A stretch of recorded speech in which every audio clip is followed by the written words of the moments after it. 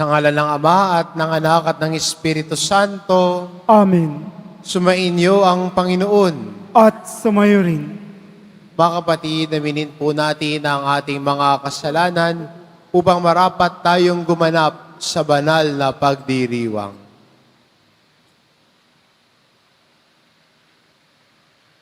Inaamin ko Sa makapangyarihang Diyos at sa inyo mga kapatid, na lubha akong nagkasala sa isip, sa salita, sa gawa, at sa aking pagkukulang. Kaya sinasamo ko sa mahal na Birheng Maria, sa lahat ng mga anghel at mga banal, at sa inyo mga kapatid, na ako'y panalangin sa Panginoong ating Diyos. kaawaan tayo ng makapangyarihan Diyos, patawarin tayo sa ating mga kasalanan at patnubayan tayo sa buhay na walang hanggan. Amen. Panginoon, kaawaan mo kami. Panginoon, kaawaan mo kami. Kristo, kaawaan mo kami. Kristo, kaawaan mo kami. Panginoon, kaawaan mo kami. Panginoon, kaawaan mo kami.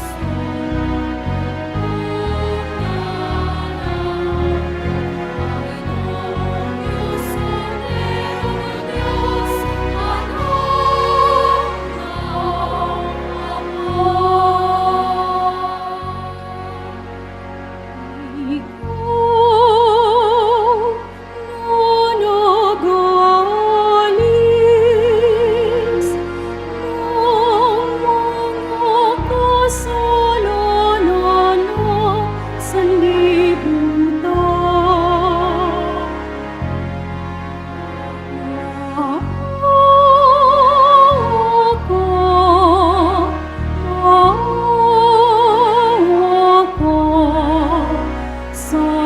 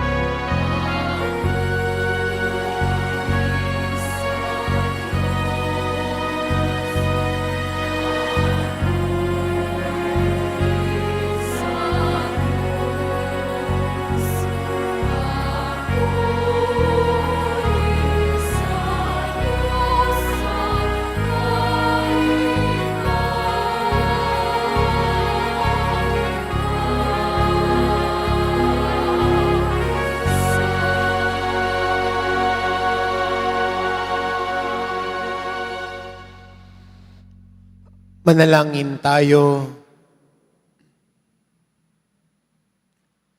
Ama naming makapangyarihan, niloob mo ang iyong salita na ibinalita ng anghel ay maging taong totoo sa sinapupunan ng mahal na Birhen. Ipagkaloob mong kaming sumasampalatayang siya'y ina ng Diyos, ay matulungan niyang dumalangin sa iyo sa pamamagitan ni Hesukristo kasama ng Espiritu Santo, magpa sa walang hanggan. Amen. Magsiupo muna po ang lahat. Pagbasa mula sa ikalawang aklat ni Samuel. Si David ay panatag ng nakatira sa kanyang bahay. Sa tulong ng Panginoon, hindi na siya ginambala ng kanyang mga kaaway. Tinawag niya si Nathan at sinabi, "Nakikita mong nakatira ako sa tahanang Sedro, ngunit ang kaban ng tipan ay sa tolda lamang." Sumagot si Nathan, "Isagawa mo ang iyong iniisip, sapagkat ang Panginoon ay sumasa iyo." Ngunit nang gabing iyo'y sinabi ng Panginoon kay Nathan, "Ganito ang sabihin mo kay David, ipagtatayo mo ba ako ng tahanan? Inalis kita sa pagpapastol ng tupa upang gawing pinuno ng bayang Israel. Kasama mo ako saan mang dako at lahat mong kaaway ay aking nilipol. Gagawin kong dakila ang iyong pangalan, tulad ng mga dakilang tao sa daigdig. Bibigyan ko ang Israel ng kanyang lupa at doon ko patitirahin. Wala nang gagambala sa kanila roon. Wala nang aalipin sa kanila. Tulad noong una, buhat nang maglagay ako ng hukom nila. Magiging payapa ka sapagkat wala nang gagambala sa iyo. Bukod dito, akong Panginoon ay nagsasabi sa iyo, patatatagin ko ang iyong sambahayan. Pagkamatay mo, isa sa iyong mga anak ang ipapalit ko sa iyo. Patatatagin ko ang kanyang kaharian. Kikilanlin ko siyang anak, at ako na may magiging ama niya. Magiging matatag ang iyong sambahayan. Ang iyong kahari ay hindi mawawaglit sa aking paningin at mananatili ang iyong trono. Ang salita ng Diyos. Salamat sa Diyos.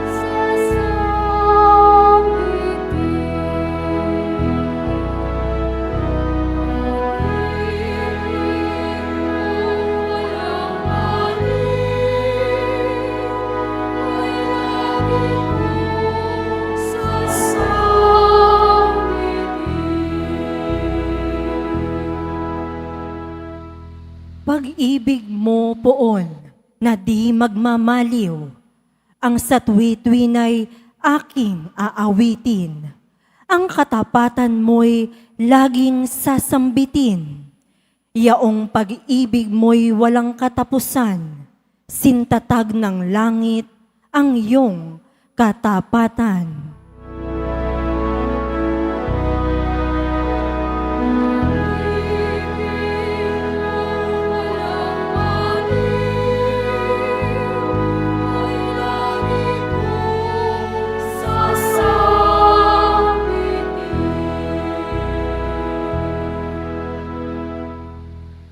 Sabi mo poon, ikaw ay may tipan na iyong ginawa kay David mong hinirang, at ito ang iyong pangakong iniwan. Isa sa lahi mo'y laging maghahari, ang kaharian mo ay mamamalagi.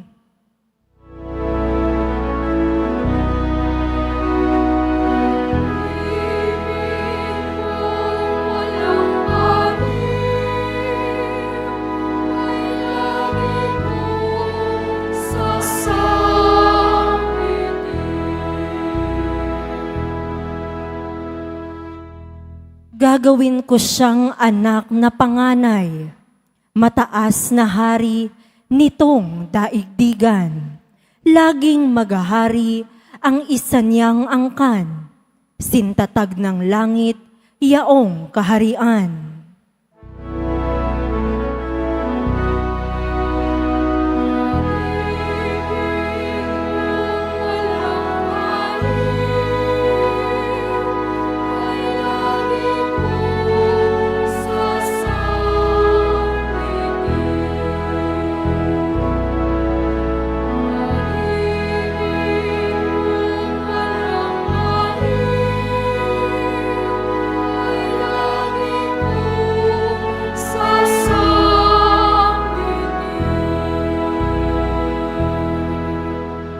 Magsitayo na po ang lahat.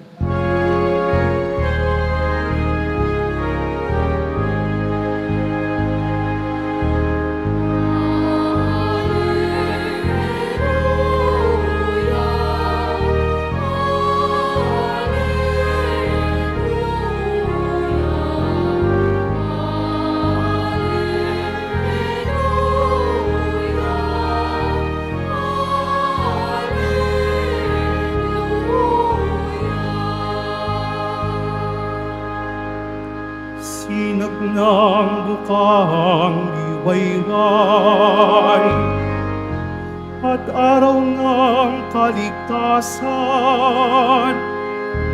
halina't kami tanglawan.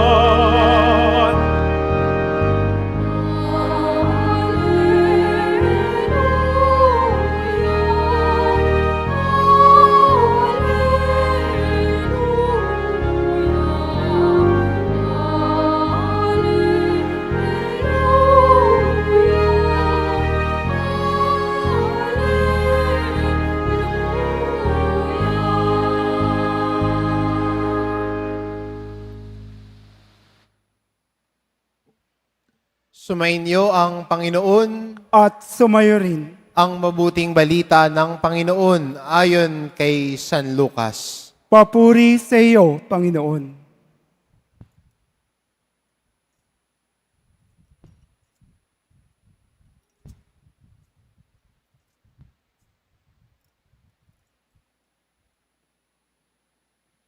Noong panahong iyon, napuspos ng Espiritu Santo si Zacarias na ama ni Juan at nagpahayag ng ganito, "Purihin ang Panginoong Diyos ng Israel, sapagkat nilingap niya at pinalaya ang kanyang bayan, at nagpadala siya sa atin ng isang makapangyarihang tagapagligtas mula sa lipi ni David na kanyang lingkod.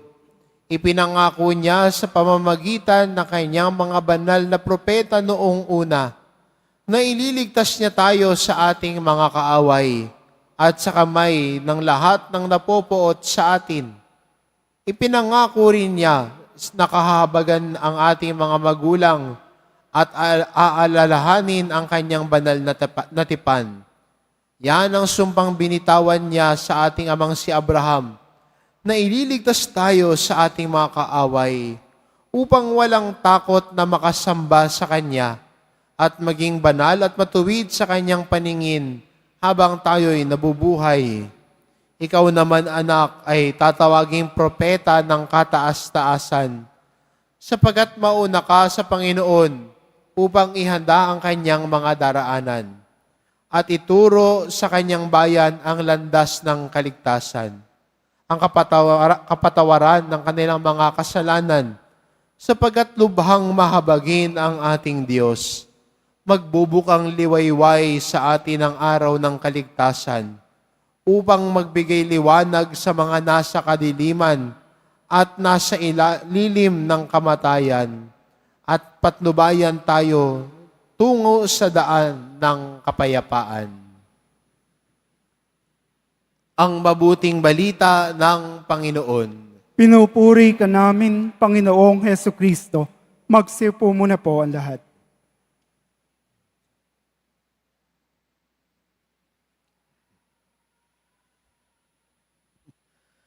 Paano natin ginagamit ang kapangyarihan ng salita? Sa magandang tanong yun, no? Paano mo ginagamit ang kapangyarihan ng salita?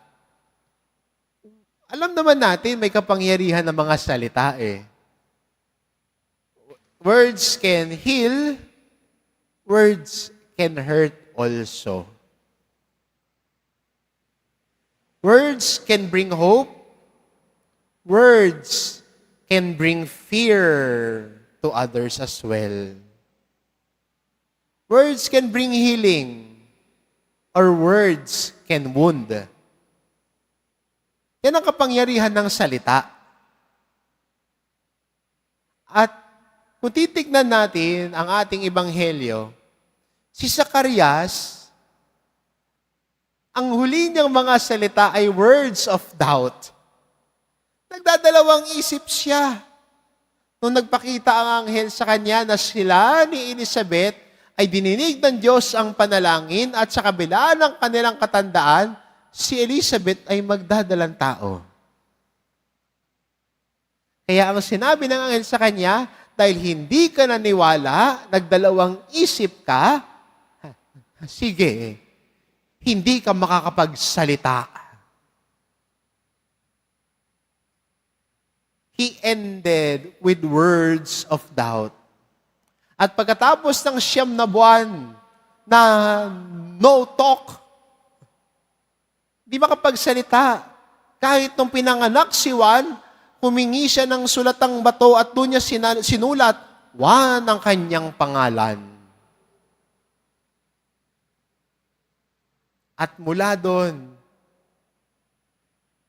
ang lumabas na sa kanyang bibig ay mga salita na nagpupuri sa Diyos.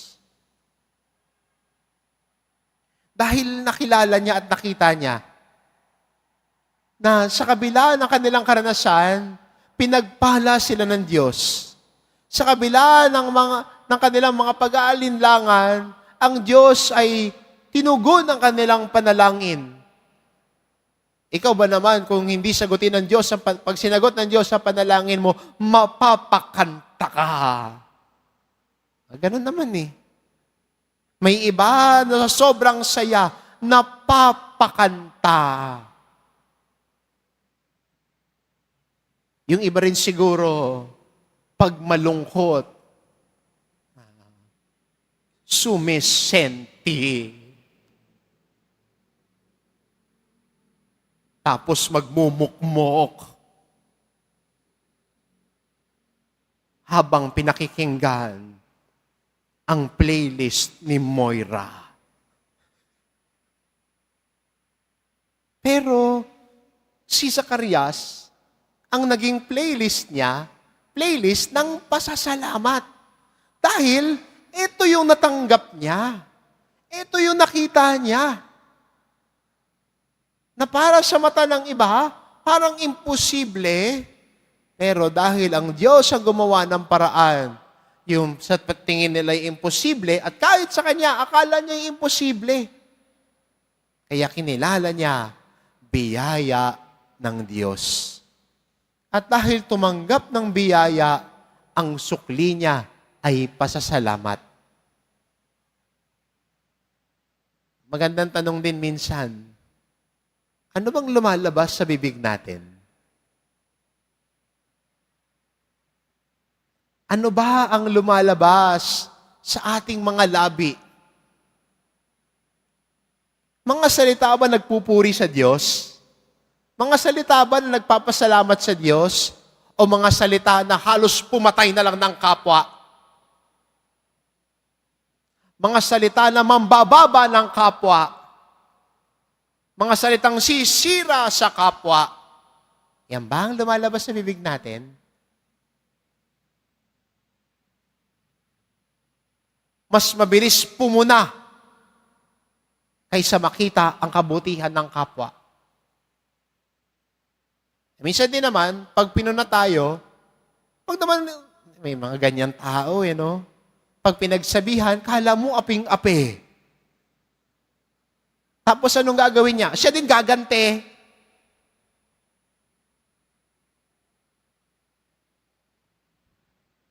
Lalo na ho sa panahon ngayon, social media, ang bilis nating humusga. Ang bilis nating mag-comment. Hindi natin alam yung buong kwento, nabasa mo lang yung headline, ang dami mo nang sinabi.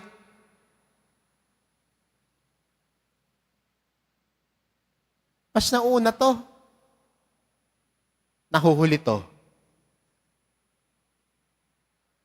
Mas nauna tayo magbukas sa bibig at manghusga ng kapwa kaysa unawain at mahalin ang kapwa natin. Mas nauna tayo magdalawang isip sa kabutihan ng Diyos, pero nakakalimutan nating makita na lagi tayong binibiyayaan ng Diyos. Si Zacarias, nung nagbukas ang bibig niya at siya'y nakapagsalita, ang lumabas sa kanyang bibig ay pasasalamat at pagbabasbas. Binasbasan niya si Juan na kanyang anak. Yung matagal niyang pinagdarasal at hinihintay, mula sa pagbibigay papuri sa Diyos, naging panalangin at awit na binabasbasan ang kanyang anak. Kaya maganda rin, sana sa atin bilang Kristiyano, tulad ni Zacarias, sana ang lumabas sa bibig natin ay mga salita na nagbibigay papuri sa Diyos sa lahat ng kanyang kabutihan. At mga salita din sana na nagbibigay pagbabasbas sa kapwa natin. Words that bless each other. Because we have received God's blessing. Si Zacarias tumanggap ng biyaya, kaya ang lumabas sa kanyang mga bibig ay mga salita na nagbibigay biyaya din sa kapwa niya. Yan ho ang kapangyarihan ng salita. Words have power. And I hope sa pagdalakbay nating ito ng mga simbang gabi, sa ikasyam na gabing ito, hindi ko alam kung sino nakasyam na. Doon sa mga bagong dating, first time, welcome. Pero, magandang makuha natin sa mga pagdinilay na siyam na gabing ito. Nakalakbay natin si Juan Bautista, si Zacarias, si Elizabeth, si Jose at si Maria. Sila nakalakbay natin. Nagtuturo sa atin sa Panginoon. At sana, mula sa paglalakbay na ito, hindi lang sana natin makuha yung pinagdadasal natin. Yung mga intensyon natin na inilalapit sa Panginoon. Sa mga siyam na mga gabing ito, alam ko may kanya-kanya tayo mga panalangin. Alam ko may kanya-kanya tayo mga pinagdarasal. Pero sana higit sa lahat, ang pinakamalaking biyaya na pwede nating matanggap ay ang pagbabago ng buhay natin. Na ang puso natin ay handa para tanggapin si Jesus. Ang puso natin ay handang yakapin si Jesus, ang Diyos na nagkatawan tao para sa ating kaligtasan. Kaya sana, hindi lang natin buuin at mabuo ang siyam na mga gabi at araw na ito. Sayang ang siyam na gabi at araw kung sa araw ng Pasko, wala ka. Sayang naman ang mga siyam na gabing ito na naghahanda sa atin para sa Pasko. Kung sa pinaka-main event, absent ka. Sabihin, Father, nakapagsimba naman ako siyam na gabi. Sa Pasko, asang ka? Ayun, namamasko. Sayang yung siyam na gabi. Kung yung pinaka-araw na pinaghahandaan natin, wala tayo. Kaya sana, sa paglalakbay nating ito, mas magkaroon tayo ng mas malalim na pag-unawa, mas malalim na paglago sa ating pananampalataya at pagtanggap kay Jesus na darating. Bitbit ang ating mga kahilingan. Bitbit ang mga ating intensyon at pinagdarasal. Pero higit sa lahat, pinapanalangin natin, basbasan mo kami, Panginoon. Gabayan mo kami, Panginoon. Alalayan mo kami, Panginoon. Alam namin ikaw ang ikaw ay nakikinig sa aming mga panalangin. Samahan mo kami. Ito ang panalangin natin. At mula sa pagtanggap ng biyaya ng Diyos, sana tayo din ay maging biyaya ng Diyos sa kapwa natin. As we have received God's blessing, let us also be a blessing to others. Saying words that bless one another. Saying words that heal one another. Saying words that uplift one another. Biyaya ng Diyos tayo sa kapwa natin dahil una tayong nakatanggap nito. Kaya sabihin mo nga sa katabi mo, biyaya ka ng Diyos. Sabihin mo din sa Kanya, biniyayaan ka ng Diyos. At sana sa paglalakbay nating ito, tumanggap ng biyaya, maging biyaya ng Diyos sa kapwa natin. Dahil si Zacarias, ito din ang lumabas sa kanyang bibig. Nakatanggap ng biyaya, nagbigay biyaya, at nagbigay pagpapala sa kapwa niya. Amen.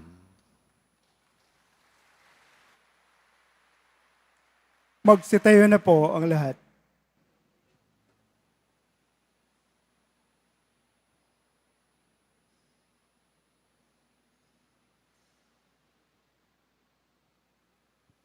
Minamahal ko mga kapatid, sa nalalapit na pagsilang ng manunubos, tumutulog kami sa iyo, Ama, upang pagkalooban mo kami ng mga biyayang bumubukal sa iyong mabuting kalooban. Ang ating itugon, O Diyos, dinggin mo ang iyong sambayanan. O Diyos, dinggin mo ang iyong sambayanan. Halina, Panginoon, puksain mo ang takot, pagkamuhi at kasamaan sa aming mga puso. Manalangin tayo. O Diyos, dinggin mo ang iyong sambayanan. Halina at tanglawan ng iyong liwanag, karunungan at kasamaan ang namumuno sa simbahan at pamahalaan. Manalangin tayo. O Diyos, dinggin mo ang iyong sambayanan. Halina at bigyan ng lakas ang mga nangihina, hilumin ang mundo mula sa sari-saring sakit at sigalot, pasiglahin ang mga nagdadalamhati at dulutan ng ligaya ang tanan. Manalangin tayo. O Diyos, dinggin mo ang iyong sambayanan. Halina at basbasan mo ang aming mga mag-anak at mga mahal sa buhay habang hinihintay namin ang pagsilang ni Jesus. Manalangin tayo. O Diyos, dinggin mo ang iyong sambayanan. Halina't dalhin sa iyong kaharian ang mga kapatid naming na mayapa. Pagkalooban mo sila ng awa at pagpapatawad. Manalangin tayo. O Diyos, dinggin mo ang iyong sambayanan. Sa ilang sandali ng katahimikan, ating ipanalangin ang iba pang mga pangangailangan ng ating pamayanan, pati na rin ang ating pansariling kahilingan. Manalangin tayo. O Diyos, dinggin mo ang iyong sambayanan. Ama namin, palakasin mo kami sa gitna ng pasakit at bigati upang matularan namin ng iyong pagiging bukas palad sa panahon ng aming kaginhawaan sa pamamagitan ng iyong anak, ang aming Panginoong Jesucristo, kasama ng Espiritu Santo, magpas sa walang hanggan. Amen. Magsiupo muna po ang lahat.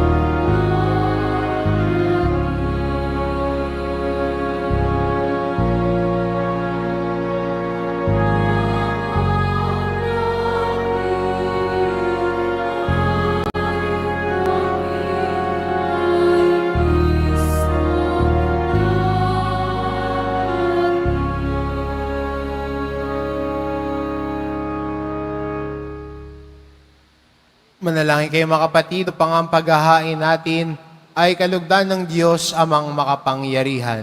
Tanggapin nawa ng Panginoon itong paghahain sa iyong mga kamay, sa kapurihan niya at karangalan sa ating kapakinabangan at sa buong sambayanan niyang banal.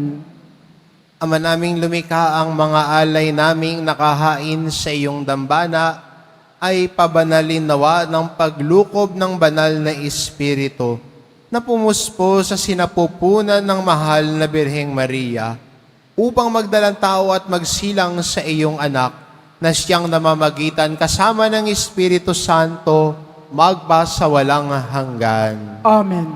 Sumainyo ang Panginoon. At sumayo rin, Itaas sa Diyos ang inyong puso at diwa. itinaas na namin sa Panginoon. Pasalamatan natin ang Panginoong ating Diyos. Marapat na siya ay pasalamatan. Ama naming makapangyarihan, tunay ngang marapat na ikaw ay aming pasalamatan sa pamamagitan ni Hesukristo na aming Panginoon. Ang pagsusugo mo sa Kanya ay ipinahayag ng lahat ng mga propeta. Ang pagsilang niya ay pinananabikan ng mahal na Birheng Kanyang Inang Tunay sa kapangyarihan ng Espiritong Banal. Ang pagdating niya ay inilahad ni San Juan Bautista sa kanyang pagbibinyag. Ngayong pinaghahandaan namin ang maligayang araw ng kanyang pagsilang. Kami nananabik at nananalangin lubos na makaharap sa kanyang kadakilaan. Kaya kaysa na mga anghel na nagsisiawit ng papuri sa iyo, nang walang humpay sa kalangitan, kami nagbubunyi sa iyong kadakilaan.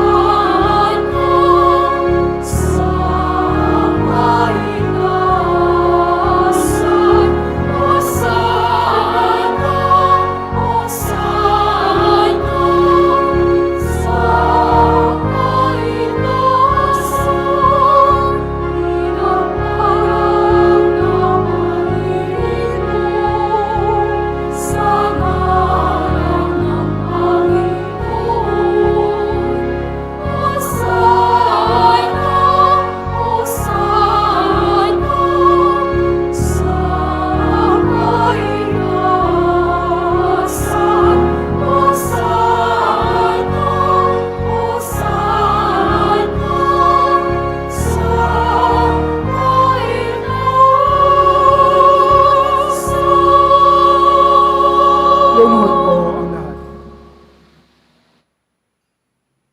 Ama naming banal, ikaw ang bukal ng tanang kabanalan, kaya't sa pamamagitan ng iyong Espiritu, gawin mong banal ang kaloob na ito, upang para sa amin maging katawan at dugo ng aming Panginoong Hesukristo.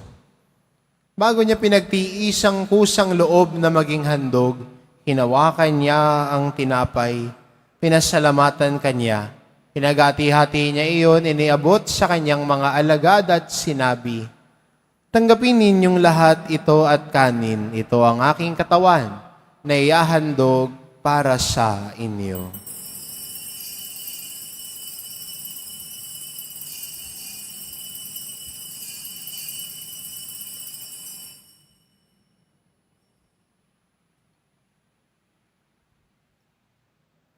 Gayun din naman na matapos ang hapunan, hinawakan niya ang kalis. Muli kanyang pinasalamatan. Iniabot niya ang kalis sa kanyang mga alagad at sinabi, "Tanggapin ninyong lahat ito at inumin. Ito ang kalis ng aking dugo, ng bago at walang hanggang tipan. Ang aking dugo na ibubuhos para sa inyo at para sa lahat, sa ikapagpapatawad ng mga kasalanan. Gawin ninyo ito sa pag-alala sa akin.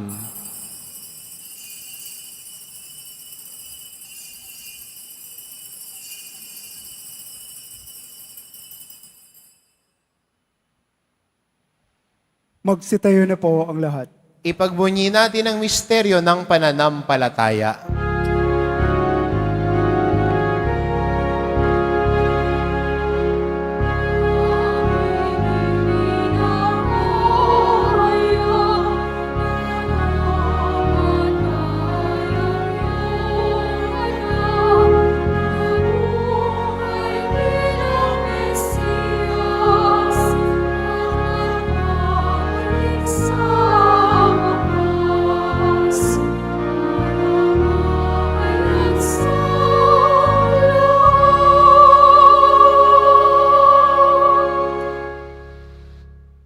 Ama, ginagawa namin ngayon ang pag-alala sa pagkamatay at muling pagkabuhay ng iyong anak. Kaya't inaalay namin sa iyo ang tinapay na nagbibigay buhay at ang kalis na nagkakaloob ng kaligtasan. Kaming nagpapasalamat dahil kami iyong minarapat na tumayo sa harap mo para maglingkod sa iyo. Isinasamo namin kaming magsasalo-salo sa katawan at dugo ni Kristo na mabuklod sa pagkakaisa sa pamamagitan ng Espiritu Santo. Ama, lingapin mo ang iyong simbahang laganap sa buong daigdig. Puspusin mo kami sa pag-ibig. Kaisa ni Francisco na aming Papa at ni Jose na aming Obispo at ng Tanang Kaparian. Alalahanin mo rin ang mga kapatid naming nahimlay na may pag-asang sila'y muling mabubuhay, gayon din ang lahat ng mga pumanaw. Kaawaan mo sila at patuloyin sa iyong kaliwanagan. Kaawaan mo at pagindapatin kaming lahat na makasalo sa iyong buhay na walang wakas. Kaisa ng mahal na Birheng Maria na ina ng Diyos, ng kabiyak ng puso niyang si San Jose, kaisa ng mga apostol at ng lahat ng mga banal na namuhay dito sa daigdig ng kalugod-lugod sa iyo, maipagdiwang nawa namin ang pagpupuri sa ikararangal mo sa pamamagitan ng iyong anak na aming Panginoong Hesu Kristo. Sa pamamagitan ni Kristo kasama niya at sa Kanya, ang lahat ng parangal at papuri ay sa iyo, Diyos amang makapangyarihan, kasama ng Espiritu Santo, magpasawalang hanggan.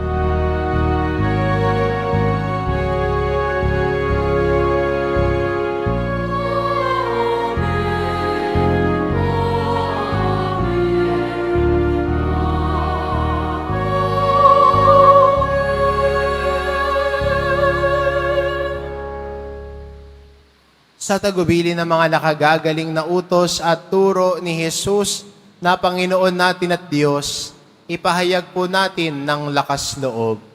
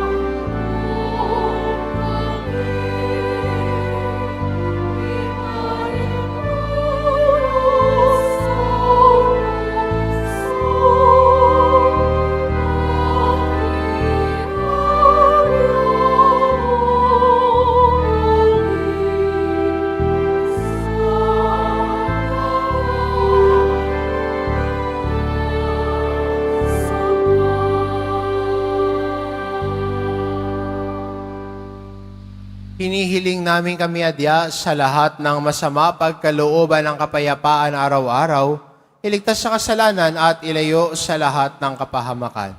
Samantalang aming pinananabikan ng dakilang araw ng pagpapahayag ng tagapagligtas naming si Hesu Kristo. Sapagkat iyo ang kaharian at ang kapangyarihan at ang kapurihan magpakailanman. Amen. Panginoong Kristo, sinabi mo sa iyong mga apostol, kapayapaan ang iniiwan ko sa inyo, ang aking kapayapaan ang ibinibigay ko sa inyo. Tungayan mo ang aming pananampalataya at huwag ang aming pagkakasala. Pagkalooban mo kami ng kapayapaan at pagkakaisa, ayon sa iyong kalooban kasama ng Espiritu Santo, magpa sa walang hanggan. Amen. Ang kapayapaan ng Panginoon ay laging sumainyo. At sumayo rin. Magbigayan kayo ng kapayapaan sa isa't isa.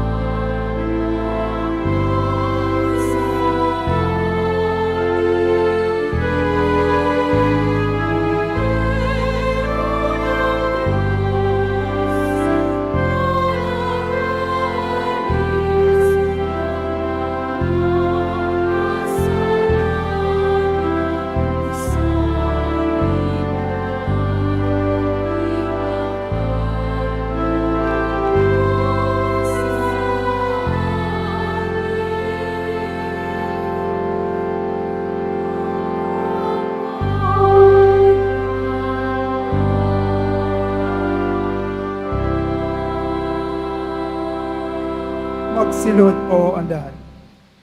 Ito ang kordero ng Diyos, ito nag-aalis ng kasalanan ng sanlibutan.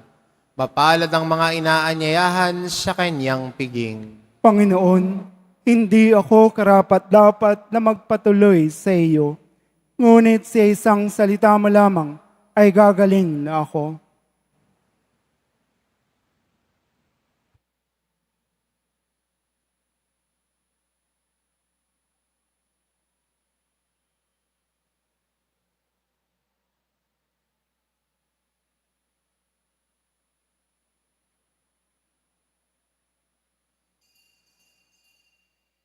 Para sa lahat ng tatanggap ng banal na komunyon, sasagot po tayo ng amen pagkasabi ng pari o ng lay minister ng katawan ni Kristo at isubo agad sa bibig bago malis sa harapan ng pari o lay minister.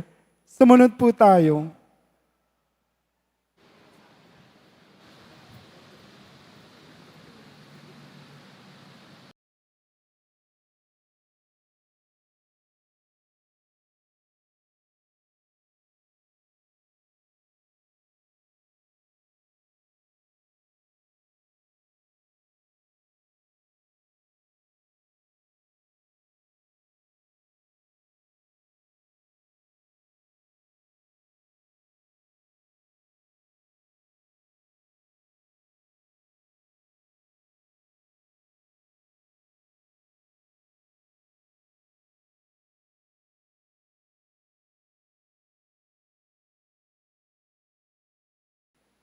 Manalangin tayo.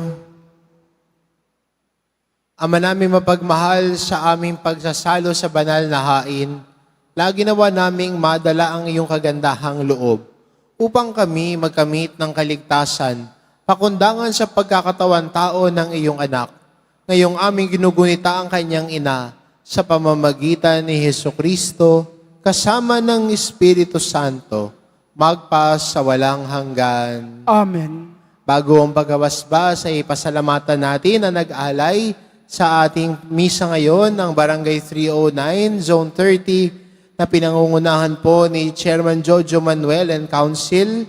Barangay 387, Zone 39, pinapangunahan po ni Chairwoman Luisa Amar and Council at ang Balangay MBBN. Palakpakan po natin sila.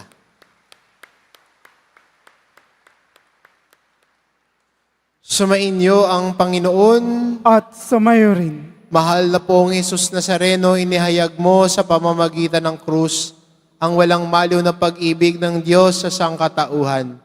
Pakinggan mo ang kahilingan lalo na para sa mga nangangailangan ng iyong tulong at awa. Makamtanawa namin ang iyong kasagutan ng may utang na loob na tinatanaw. Basbasan din po ninyo itong mga imahin at dasalan upang lalo kaming manalangin at magtiwala sa pamamagitan ng bendisyon na ito, naway lalo kaming maging mapaglingkod, masunurin at tapat sa iyo na aming maluwalhating Panginoon, magpa sa walang hanggan. Amen. At pagpalain kayo ng ating mapagmahal na Diyos, ang Ama, at ang Anak, at ang Espiritu Santo. Amen. Humayo kayo, taglay ang kapayapaan ng poong Jesus Nazareno. Salamat sa Diyos.